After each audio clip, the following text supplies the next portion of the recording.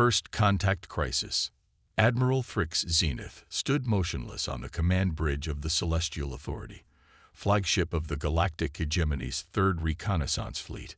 6 clawed digits drummed against the smooth surface of his command console as all 4 of his amber eyes fixed on the holographic display before him. His scaled skin, normally a calm azure, had darkened to a deep cobalt, a physiological response to stress that he couldn't suppress despite centuries of military discipline. "Run the scan again," he ordered, voice perfectly level despite his discoloration. Senior Analyst Vex, a slender Procyon with silver fur and cybernetic enhancements covering half her face, nodded once. "Yes, Admiral. Initiating tertiary scan protocols." The bridge fell silent save for the soft hum of advanced technology. 20 officers of various species, the best the hegemony had to offer, watched as light danced across their stations. The massive viewscreen dominating the forward wall displayed what had thrown the bridge into such uncharacteristic tension. An unidentified vessel, sleek and predatory, hovering at the edge of the Arcturus system. A restricted system, a system where no unauthorized ship should be. "Scan complete," Vex announced after a moment. "Results unchanged. The vessel matches no known configuration in our database. Energy signatures suggest weapons capabilities exceeding Class 4 restrictions." And she hesitated. "Continue, Analyst," Zenith commanded. "Biological scans detect human life signs." "Admiral." A collective murmur swept across the bridge before professionalism reasserted itself. Zenith's secondary heart began to pulse faster. Humans. Impossible. The species from the backwater planet Earth had been classified as pre-stellar development nearly 80 cycles ago. The hegemony's cultural observation probes had catalogued them as violent but innovative primitives, still burning fossil fuels and fighting among themselves over arbitrary planetary divisions. Their technology was estimated to be at least 2 centuries away from achieving faster-than-light travel. Yet there it was, unmistakably a warship of human design, armed far beyond what should be possible, deep within hegemony territory. "Open communications," Zenith ordered. "All frequencies, standard diplomatic protocols." Communications Officer Tekla, a bioluminescent Aquilian whose tendrils glowed with increasing intensity, worked her console. "Channel open, Admiral." Zenith straightened his posture, his 7 feet of height impressive even among the diverse crew. "Unidentified vessel in hegemony space. This is Admiral Thrick's Zenith of the Galactic Hegemony Reconnaissance Fleet. Your presence here violates multiple interstellar accords. Identify yourself and state your purpose immediately." For several tense moments, there was no response. Zenith was about to repeat his message when the viewscreen flickered and resolved into the image of a human. The bridge crew leaned forward almost in unison. The human was female, with dark skin and close-cropped black hair showing hints of silver at the temples. She wore a fitted uniform of charcoal gray with crimson piping and insignia Zenith didn't recognize.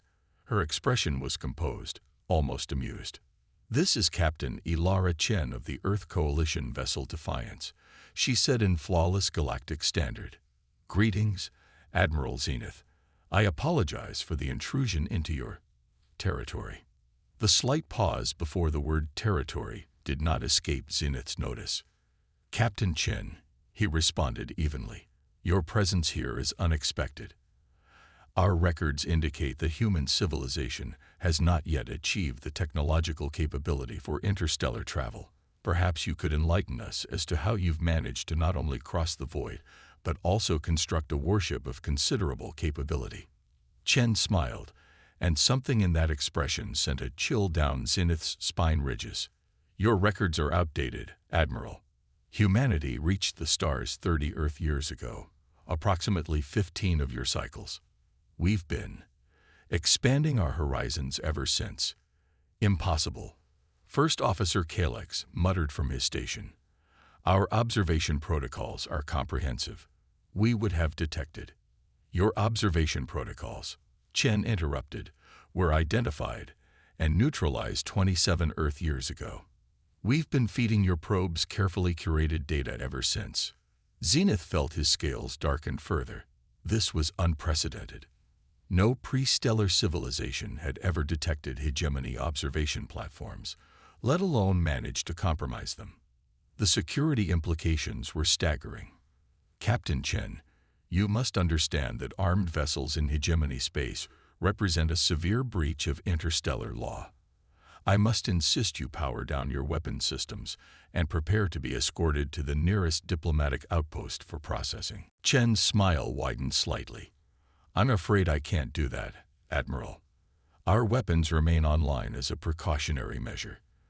The Defiance is not here to provoke conflict, but neither will we render ourselves defenseless. Admiral, Tactical Officer Drex cut in urgently. We're detecting energy fluctuations.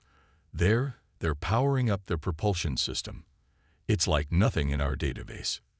Zenith kept his eyes on the human captain. If you attempt to flee, Captain, I will be forced to pursue. Please reconsider your position. Not fleeing, Admiral, Chen replied calmly. Just ensuring my engines are ready. A habit we humans developed over millennia of dealing with each other. Trust, but verify. She leaned forward slightly. Perhaps we should discuss the real issue at hand. And what would that be, Captain? The fact that the Defiance is merely one of 276 human vessels currently deployed throughout hegemony space.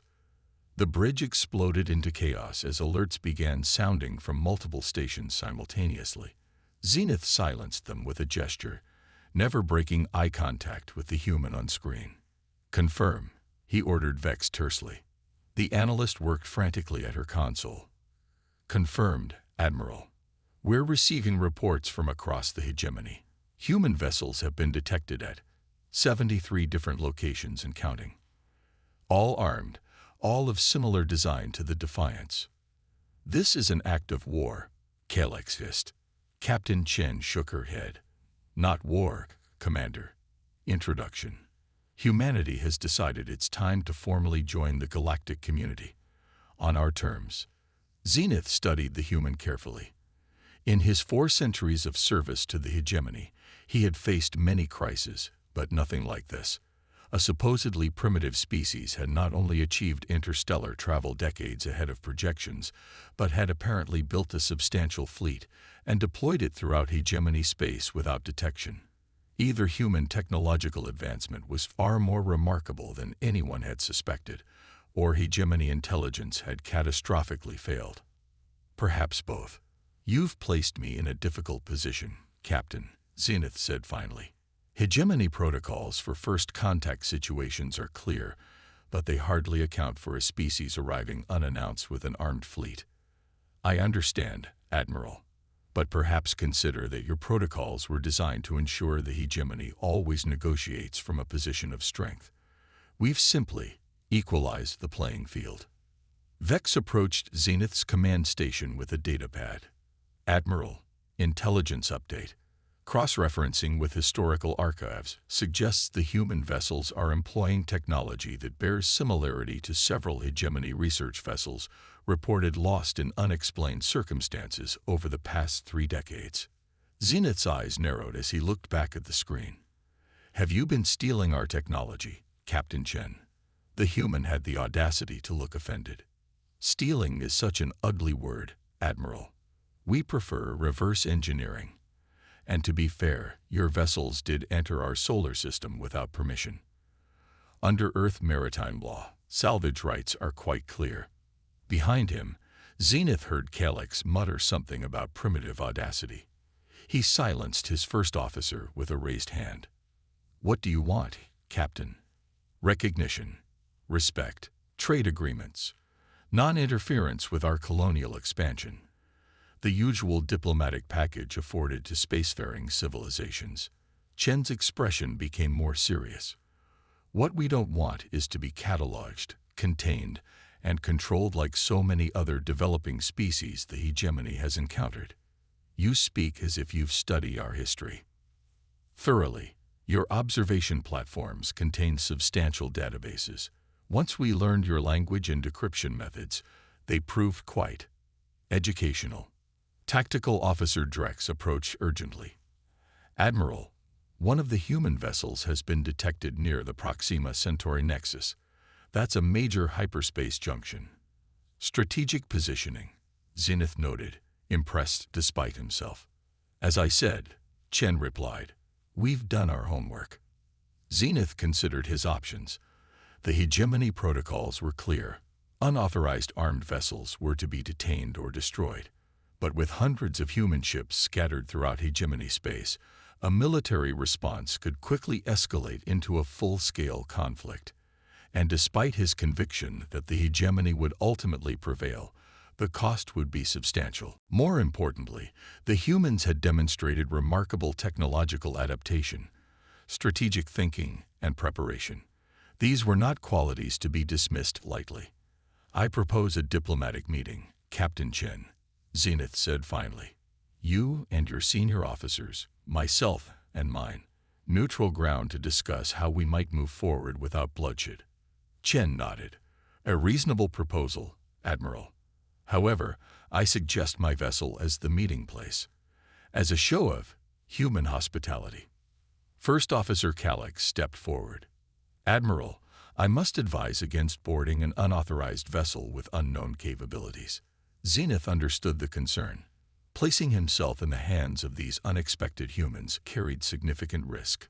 But diplomacy often required calculated risks, and his instincts, honed over centuries of service, told him this was a pivotal moment.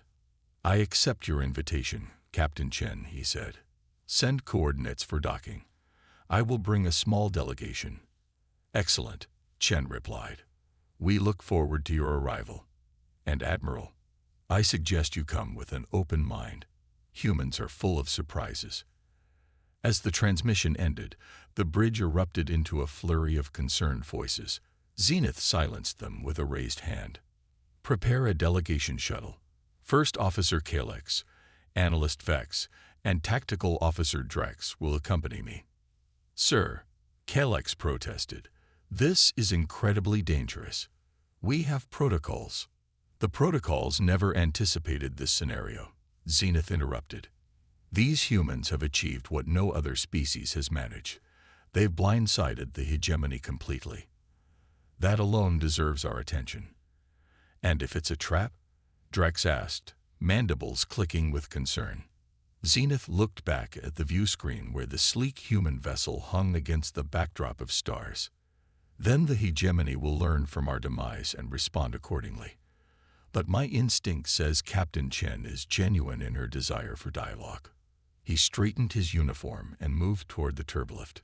Besides, I find myself curious about these humans. Any species that can advance this rapidly, deceive our surveillance so thoroughly, and deploy a fleet under our very snouts, well, they might just be the most interesting species we've encountered in my lifetime. As the turbolift doors closed, Zenith felt a sensation he hadn't experienced in decades. Genuine uncertainty about what would happen next. The carefully ordered universe of hegemony dominance had just been tilted on its axis by a species of bipeds from a backwater world. The shuttle journey to the Defiance was tense. Zenith sat in contemplative silence, while his officers whispered concerns amongst themselves.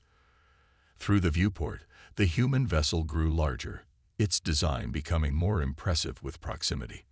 The hull was dark, almost black, with angular lines that suggested both aesthetics and functionality. The weapon ports were clearly visible but remained closed, a small diplomatic courtesy that Zenith appreciated. We're receiving docking instructions, the shuttle pilot announced. They're guiding us to an entry port on the ventral section. Proceed, Zenith ordered. As they approached, part of the Defiance's hull retracted smoothly, revealing a brightly lit docking bay. The shuttle slowed and maneuvered carefully into the illuminated space before settling with a gentle bump. Through the viewport, Zenith could see a reception committee waiting. Captain Chen at the center, flanked by two other humans in similar uniforms. Remember, Zenith told his delegation as they prepared to disembark, observe everything, but maintain diplomatic decorum. The future of hegemony-human relations may depend on what happens in the next few hours. The airlock cycled, and the shuttle doors slid open. Taking a deep breath, Admiral Thrix Zenith stepped forward to formally meet the species that had just changed the galactic balance of power forever. The negotiation game. The docking bay of the Defiance was a marvel of efficiency, lacking the ornate aesthetics common to hegemony vessels, but impressive in its functional design. Every panel, every station appeared purpose-built, with none of the ceremonial flourishes Zenith was accustomed to. The message was clear: humans built for practicality, not prestige. Captain Ilara Chen stepped forward as Zenith, and his delegation exited the shuttle. In person, she was shorter than he had expected.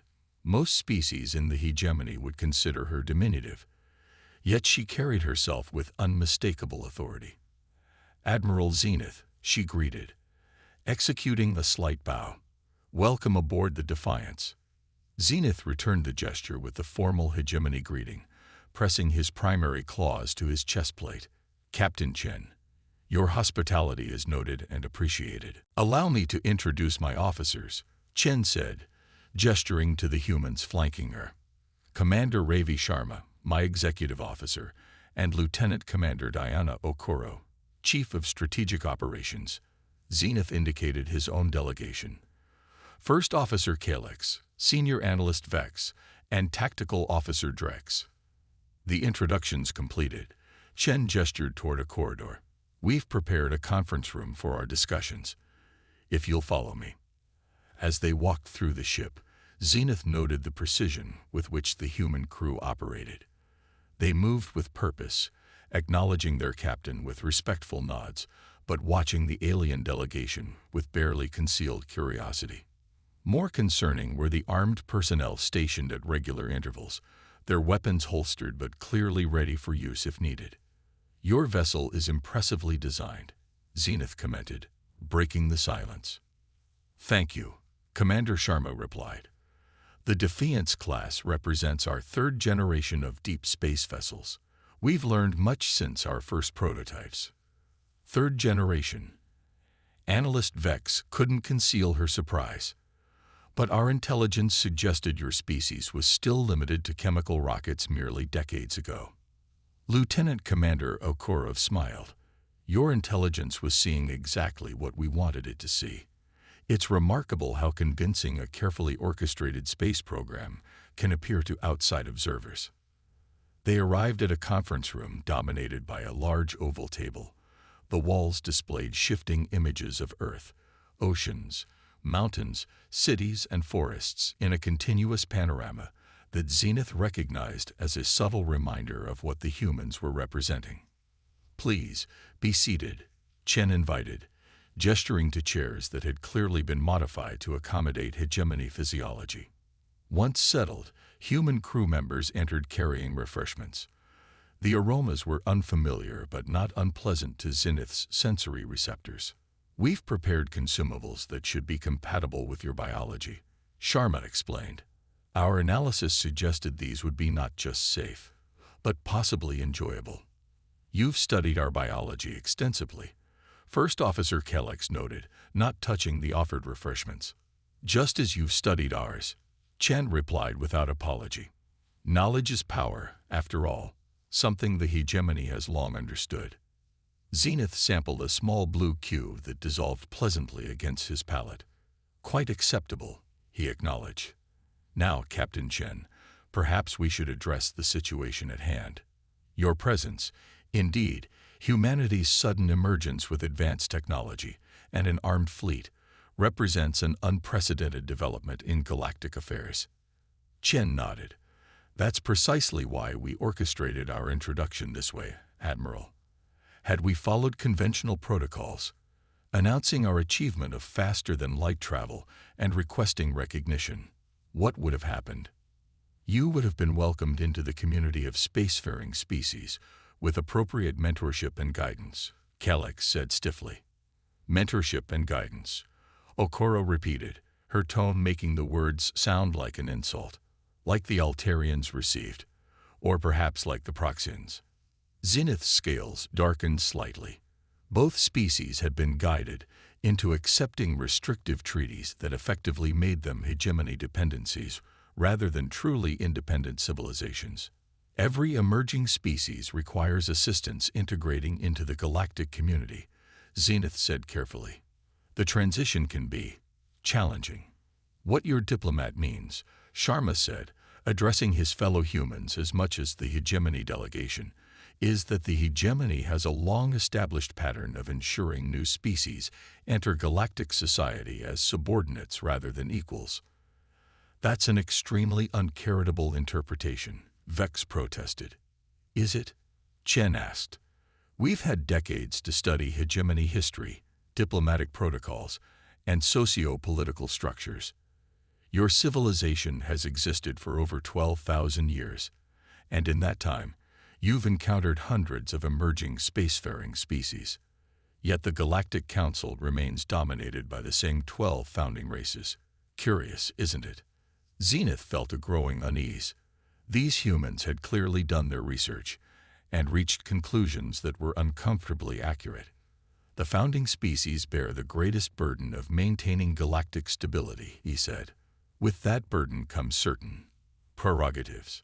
Prerogatives, Chen repeated, a diplomatic way of saying power. And those with power rarely relinquish it willingly. Tactical Officer Drex, who had been silent until now, clicked his mandibles in irritation. You speak as if the hegemony is some malevolent empire. We have brought peace, technological advancement, and cultural exchange to thousands of worlds. On your terms, Okoro countered. Always on your terms. Zenith raised a hand to silence further debate. Let us be direct, Captain Chen. What exactly does humanity want? Chen leaned forward, her demeanor shifting from diplomatic to intensely focused. Equal recognition as a spacefaring civilization. Unrestricted rights to colonize unclaimed systems within 50 light-years of Earth. Full access to hegemony technology databases, and a seat on the Galactic Council. Kalex made a choking sound. A council seat. Impossible. Species must prove themselves over centuries before such consideration. Those are your rules, Chen said calmly. Rules created to maintain the existing power structure. We're proposing new ones. Or what? Drex challenged. You'll attack the hegemony. Even with your unexpected advancement, you must realize you're outnumbered thousands to one. Sharma smiled in a way that made Zenith's primary heart skip a beat. Numbers aren't everything, Officer Drex. Quality often trumps quantity. Perhaps a demonstration would be helpful, Chen suggested, tapping a control on the table. The wall displays shifted to show real-time footage from various locations throughout hegemony space. Zenith recognized key strategic installations, the Proxima Nexus, the Arcturus defense platform, the Rigel shipyards, each with a human vessel hovering nearby. As we speak, Chen explained, each of these vessels is transmitting encrypted data packets to certain dissatisfied member species of your hegemony. Technical specifications for our faster-than-light drives, shield technology, and yes, weapon systems. You wouldn't dare, Kalex breathed. That's a violation of Section 47 of the Technology Dissemination Accords. Okoro finished for him. Accords humanity never signed and doesn't recognize. Zenith felt the situation slipping away from him. This is technological terrorism, Captain Chen. We prefer to think of it as aggressive democratization, she replied. The hegemony has maintained control largely by restricting access to advanced technology. What happens when that monopoly ends? The implications were staggering. If lesser hegemony members suddenly gained access to technology previously controlled by the founding races, the carefully maintained power balance would collapse. The potential for conflict, even civil war, was enormous. You would risk galactic stability for your own advantage, Zenith asked, genuinely curious about the human reasoning. Not advantage, Admiral. Equality. Chen's expression softened slightly. We've studied your history thoroughly. The hegemony began with noble intentions: unity, peace, cultural exchange. But over millennia, it calcified into a stratified system where founding members hold permanent power and emerging species serve as little more than resource providers and markets. That's an oversimplification, Vex protested. Is it? Sharman asked. When was the last time a non-founding species was granted a council veto, or allowed to establish an independent colony without oversight, or given access to Tier 1 technology without restrictions? Vex fell silent, unable to cite a single example. You've placed us in an impossible position, Zenith said after a long moment. Not impossible, Chen corrected. Uncomfortable. Those in power always find equality uncomfortable. Zenith studied the human captain. In 4 centuries of service, he had encountered countless species, but these humans were unique. Their strategy was audacious, their preparation thorough, their willingness to challenge established order remarkable. What prevents us from simply destroying your vessels once we leave this meeting? Drex asked bluntly. Chen didn't appear offended by the question. 3 things, Officer Drex. First, our vessels are already transmitting technological data. Destroying them won't recall what's already been shared. Second, we have established 17 colonies beyond hegemony sensor range. Attack us, and you'll never find them all. And third, Zenith asked, intrigued despite himself. We've thoroughly analyzed every major hegemony battle for the past 1,000 years, Okoro explained.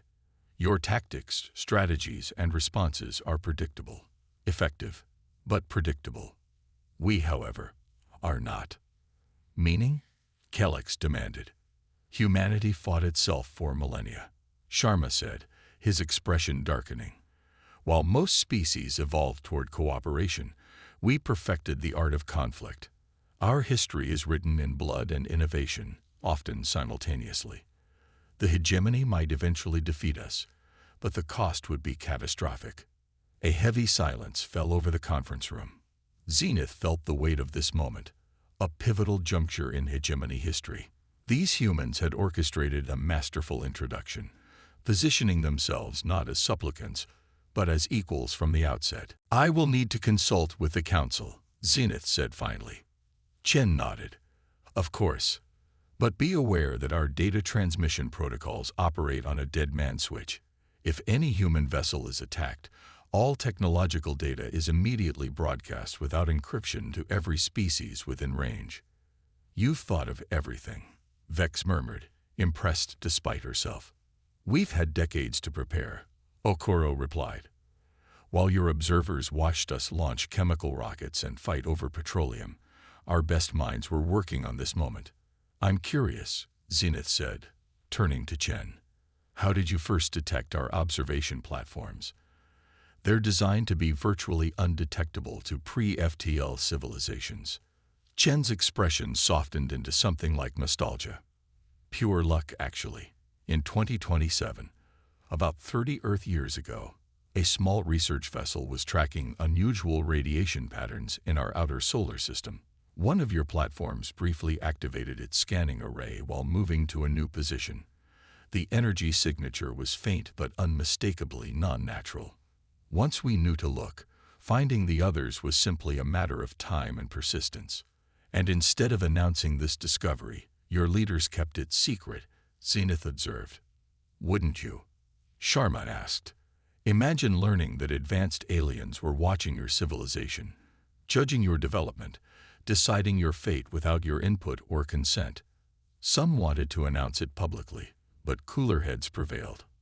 We formed what we called the Stellar Initiative, Chen continued, a global cover program bringing together the best scientists, engineers, and strategic thinkers from around the world. Our singular goal: achieve technological parity before making contact. By stealing our technology, Kellex said accusingly. By learning from it, Chen corrected. We captured 3 of your observation platforms intact. The rest was reverse engineering, innovation, and human determination. Your later research vessels accelerated the process, of course. Tactical Officer Drex leaned forward. Your species was fighting global wars over resources and ideology less than a century ago. How did you unite for such an endeavor? We didn't, Okoro said simply. Not completely. The Stellar Initiative operated across political boundaries, but Earth remains divided in many ways. Perhaps that's our strength. Competition drives innovation, even while cooperation builds civilization. Zenith found himself oddly fascinated. Most species in the hegemony had unified their planets before achieving space travel. These humans had somehow managed both internal competition and external preparation simultaneously. I believe I've heard enough, Zenith said, rising from his seat. Captain Chen, your position is clear. I will convey humanity's requests to the Galactic Council, and our demonstration will continue until we receive a formal response. Chen replied, also standing. We recommend expediency. Admiral, some of the species receiving our transmissions have long memories of hegemony. Guidance. As they walked back toward the docking bay, Zenith found himself reassessing everything he thought he knew about emerging civilizations. The hegemony had encountered thousands of species over its long history, but none had managed what these humans had accomplished. Technological leapfrogging, strategic deployment, and diplomatic leverage all executed with precision. At the shuttle, Chen extended her hand in what Zenith recognized as a human greeting gesture. After a moment's hesitation, he extended his own clawed appendage to complete the ritual. I hope this is the beginning of a new era in galactic relations. Admiral, Chen said, one of genuine equality and cooperation. That remains to be seen, Captain, Zenith replied honestly. But you've certainly ensured humanity's voice will be heard. As the hegemony delegation boarded their shuttle, First Officer Kalex moved close to Zenith. They'd backed us into a corner, Admiral. The Council will never accept their demands. Perhaps they should, Zenith said quietly. These humans have demonstrated innovation, preparation, and strategic thinking beyond anything we anticipated. Imagine what they might contribute as allies rather than adversaries. The shuttle detached from the Defiance and began its journey back to the Celestial Authority. Through the viewport, Zenith watched the human vessel, its dark hull sleek against the backdrop of stars. You admire them, Vex observed, surprised. I respect capability, Zenith corrected. These humans have it in abundance. They've achieved in decades what most species require centuries to develop. They've orchestrated a galactic debut that will be studied for generations. If the hegemony survives their debut, Drex muttered. Zenith turned from the viewport. The hegemony will survive, Officer Drex. The question is whether it will adapt. For 12,000 years, we've operated on the assumption that the founding species know best, that younger civilizations require guidance and oversight. Perhaps it's time to reconsider that assumption. You can't be serious, Kalex protested. These humans have threatened the entire galactic order. They've challenged it, Zenith corrected. And perhaps it needed challenging. When was the last time the Council implemented meaningful reform? When was the last time a new voice changed our course? Silence met his questions. As the shuttle docked with the Celestial Authority, Zenith prepared himself for the difficult communication ahead. The Council would react with outrage, possibly even demands for military action. Yet something told him that humanity's emergence marked not just a crisis, but an opportunity. On the bridge, Zenith found his crew anxiously awaiting his return. Admiral, the communications officer called out, we've been receiving urgent messages from Central Command. The Council is demanding updates on the human situation. Prepare a secure channel, Zenith ordered, and compile all data on the human vessels and their capabilities. The Council will need complete information to make informed decisions. As his crew rushed to comply, Zenith moved to the privacy of his command alcove. There, he accessed his personal terminal and began composing a message not to the full Council, but to the High Arbiter, the one member with the authority to call for a comprehensive review of hegemony policies. High Arbiter, he began, I write to you directly regarding the human emergence crisis. While most will see only threat in their actions, I perceive something more significant, evidence that our protocols for managing emerging civilizations require fundamental reconsideration. Zenith paused, knowing his next words might define his legacy or end his career. After a moment's reflection, he continued typing. I formally request a full council review of first contact protocols, technology restriction policies, and council membership criteria. The humans have demonstrated that our current approach may no longer serve the hegemony's long-term interests or the greater galactic good. He sent the message, then turned to face the view screen where the Defiance still hovered, a dark silhouette against the stars. Whatever came next, Zenith knew the galaxy would never be quite the same. These humans had seen to that. And perhaps, he thought with a mixture of trepidation and anticipation, that was exactly what the hegemony needed after 12,000 years of comfortable dominance. A new perspective. A challenge to complacency.